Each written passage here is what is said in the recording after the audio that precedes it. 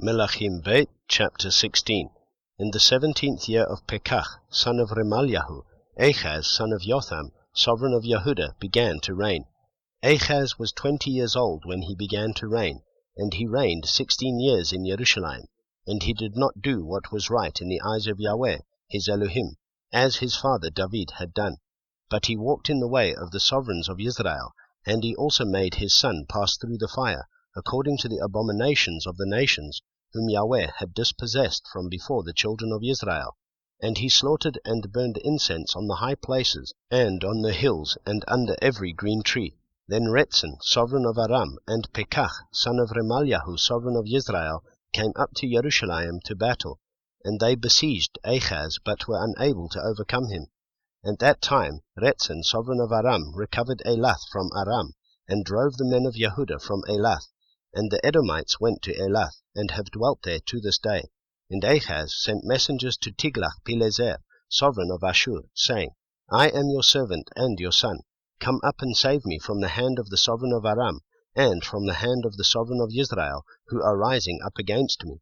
And Ahaz took the silver and gold that was found in the house of Yahweh, and in the treasuries of the house of the sovereign, and sent it as a present to the sovereign of Ashur.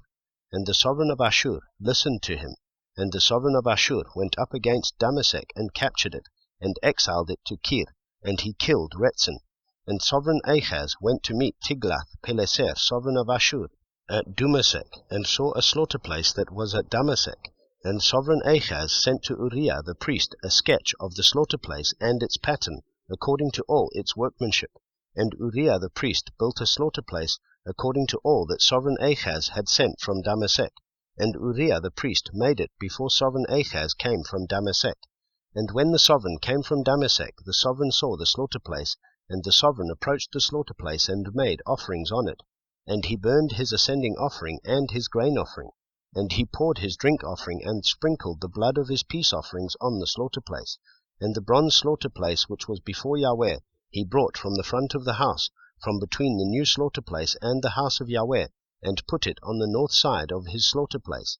And sovereign Ahaz commanded Uriah the priest, saying, On the great slaughter place burn the morning ascending offering, and the evening grain offering, and the sovereign's ascending offering, and his grain offering, with the ascending offering of all the people of the land, and their grain offering and their drink offerings, and sprinkle on it all the blood of the ascending offering, and all the blood of the slaughtering.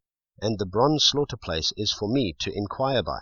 And Uriah the priest did according to all that sovereign Ahaz commanded. And sovereign Ahaz cut off the side panels of the stands, and removed the basins from them. And he took down the sea from the bronze oxen that were under it, and put it on a pavement of stones.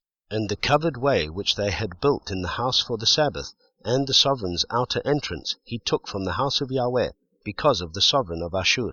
And the rest of the acts of Ahaz which he did, are they not written in the book of the annals of the sovereigns of Yehuda? So Ahaz slept with his fathers, and was buried with his fathers in the city of David, and Chizkiyahu his son reigned in his place.